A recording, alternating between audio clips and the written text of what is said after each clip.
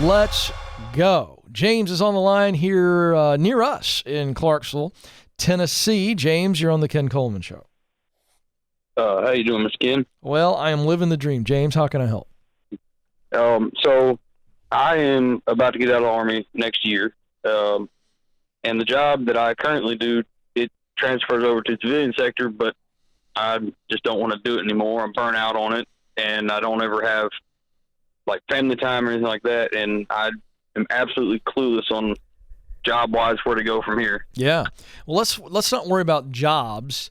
Let's just talk about what it is you want to do, because I think that you're scared, and when someone is scared, you just don't think clearly. So let's get clear for a moment about what it is that you would love to do. Forget about if the job's available. Let's just talk about what James would really like to do. And so I'll walk you through this if we need to, but I'm going to put you to a test that sometimes just gets a good blurted answer out of somebody. Just blurt it. Don't even think about it. All right. Now, James, if I give you a job, the day you get out, about a year from now, and I'm going to give you something, it's going to pay you what you need to make. So you've got that idea in your head, and there's no risk that you would fail. You know you're going to be good at it. You know it's going to work out. So it takes all the pressure off, and this is just this is going to be fun. James has got something he could try for a little while. Doesn't mean he's going to do it the rest of his life, but we're just going to try it.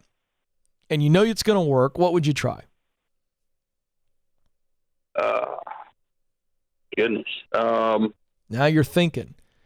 You've already had a couple things that are through your head, and you decided not to say them. Just say it. What do you think you'd like to try? What kind of work? Don't worry about job title. What would you be doing? Anything with my hands. There we go.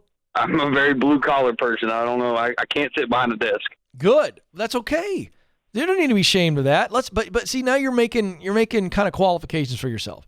I want confident James, who when I pushed you a moment ago, you went, anything working with my hands. Keep going down that lane. What would you do with your hands? Remember, this is a fun exercise, James. We're not painting you in a corner. We're saying, let's hear James's heart. And so, what would you do with your hands? What kind of work with your hands would you just love to try, knowing you'd be good at it, and just go, all right, Ken, I'll try that. What would it be? I like woodworking, anything high performance, anything with engines. Good. Woodworking, let's just say engines, mechanical. What else? Anything else come to mind? Being outside. Good. I love it.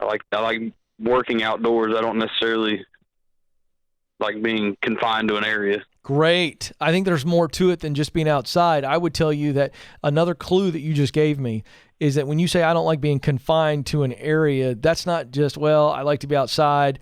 That also means I don't want to be stuck in the same routine every day. I want to have some flexibility, some movement, some rhythm to my day. Am I getting that right? Oh, yeah. All right, good. Those are some really good clues. Okay. Now, just for a moment, let's just talk about what you do best, because there's going to be a direct connection between what you just told us you would really like to do, which we started on your passion line. Let's go to your talent line. What are the things that match up with the stuff you just told us? Woodworking, engines, mechanical, the idea of just loving the outdoors. What are things that you do well that match up to those things?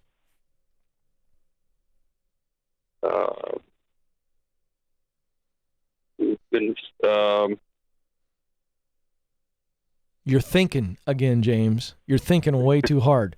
Let me help you. I'm going to walk you through this. At any point, you get to say yes or no, but I'm going to try to lead you because you're locking up on me. Are you good with a hammer, a saw, some nails, measuring? Are you good at woodworking? You got the basic talent to work with wood, do some carpentry work, yes or no? Absolutely. I've done it my whole life. All right, then. Why was that so hard? You're thinking too hard, man. You're thinking about a title and everything being pretty. Let's just talk about the work that you're really good at. Are you good around engines? Are you just a decent gearhead, or are you above average? I'd say above average. All right. I was a mechanic for 3 or 4 years. Okay, great. So you've been working with wood your whole life, and you've been a mechanic for 3 or 4 years. What's the tie between a guy who is good at woodworking and a guy who can mess with an engine? What's the tie? What's the skill set that makes you, what's that natural talent that makes you good at both of those? Tell me.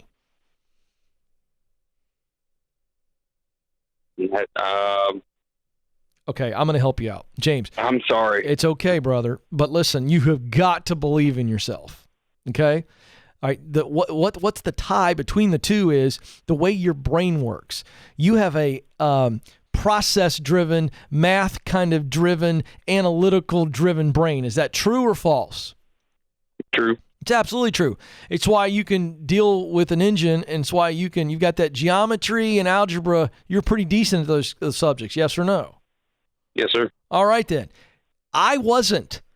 I was terrible at algebra and geometry. That's why I can't do either one of those things. I look at an engine, James, and it might as well be a big, giant puzzle that's been dumped out on the floor. That's what an engine looks like to me when I see it. You see how it all comes together, don't you? Yes, sir. You could look at a renovation project and go, okay, I know how I would do that. Because a person could say to you, hey, James, I'm looking to do this to my kitchen or my bathroom. How would you do it? You'd have an answer pretty quick, wouldn't you, James? Yes, sir. Why? Because you think in patterns and solving problems. You have a problem-solving gift in your brain that you can see things that others can't see. So let's just pause that for a moment. What did you do best in the Army? If I were to talk to everybody that served with you or led you, what would they say? This is where James he's very gifted here. The guy just does this very well. What would they tell me? My knowledge of my job, my leadership abilities. What was your day-to-day? What was your day-to-day duty? I'm a firefighter in the Army. Firefighter in the Army. Okay. So you're just done with that particular thing. But the reality is if you were, knowing what we know now, if you were going to work for somebody or work for yourself, either with engines, mechanical work, or woodwork, which one would you choose? Would you work for yourself or work for somebody else?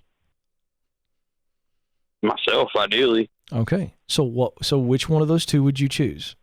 Or is there something else on your head now that I've kind of pulled some stuff out of you? What would be the dream 10 years from now? What are you doing? Say it. Don't think. Don't worry about how to get there, James. I'll help you with that. What would you love to be doing?